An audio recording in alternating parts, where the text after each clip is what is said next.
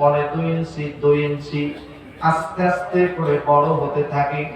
মায়ের কলিজাটা এই বরাবর আস্তে আস্তে উপরের দিকে উঠতে থাকে, চাপ দিতে থাকে। সন্তানটা যখন মায়ের পেটের মধ্যে পাটা একটু নড়ায়, সরাসরি দুঃখিনী মায়ের কলিজায় লেগে যায়। মা দুঃখিনী সহ্য করতে পারে না। একজন বিজ্ঞানী বলেছেন, একটা সন্তান মায়ের পেটে থাকাকালীন তার পা দিয়ে মায়ের কলিজায় লাথি যদি নাও মেরেছে, 5,000-এর অধিক লাথি মেরেছে। আমরা কেউ মাইনে ছিলাম না, আমরা সবাই মায়ের পেটের মধ্যে 5,000-এর অধিক লাথি মেরে পৃথিবীতে এসেছি। তবে 3টা লাথি এমন ভাবে দিয়েছি, পৃথিবীর কোন মা এই লাথির কথা বলতে পারে না।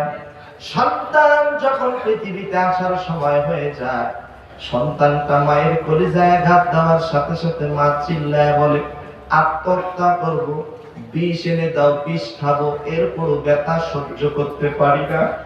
দ্বিতীয়বার যখন আঘাত দেয়, আঘাত দেওয়ার সাথে সাথে মায়ের জরায়ুর নিচ দিয়া হাত বালতির মতো রক্ত জমিনে পড়ে যায়। কোন কোন মা রক্ত শূন্যতার কারণে ইন্তেকাল করে। এই জন্য বিশ্ব নবীজি হাদিসের মধ্যে বলেন, যে মা সন্তান প্রসব করতে গিয়ে মারা যাবে, ওই মায়ের মৃত্যু সাধারণ কোন মৃত্যু নয়, আল্লাহর দরবারে শহীদের কাতারে কবুল হয়ে যায়। তৃতীয়বার যখন আঘাত দিয়েছে, দক্ষিণ 24 পরগনার যুবকেরা, তৃতীয়বার যখন মায়ের কলিজায় আঘাত দিয়েছি, মায়ের কলিজাটা ছিদ্র হয়ে যায়। মায়ের কলিজা ছিদ্র হয়ে যাওয়ার সাথে সাথে কোন কোন মা অজ্ঞান হয়ে যায়। সন্তান পৃথিবীতে চলে আসে।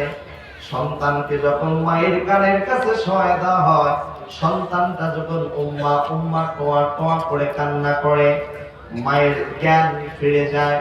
মায়ের কলিজায় আঘাত দিয়েছেন, যদি বিশ্বাস না হয় আপনারা বাস্তব প্রমাণ করে দেখবেন।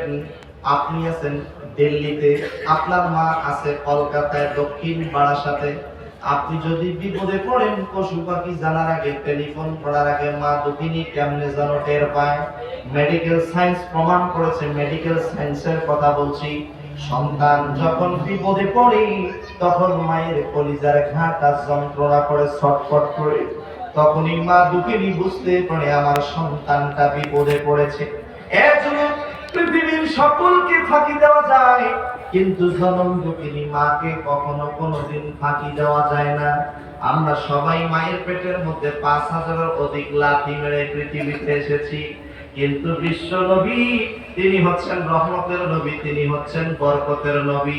নবীজির মা আমিনা বলেন, আমার সন্তান জন্মের পূর্ব মুহূর্ত পর্যন্ত একটা বারের জন্য পা দিয়ে আমার কলিজায় লাথি মারে নাই।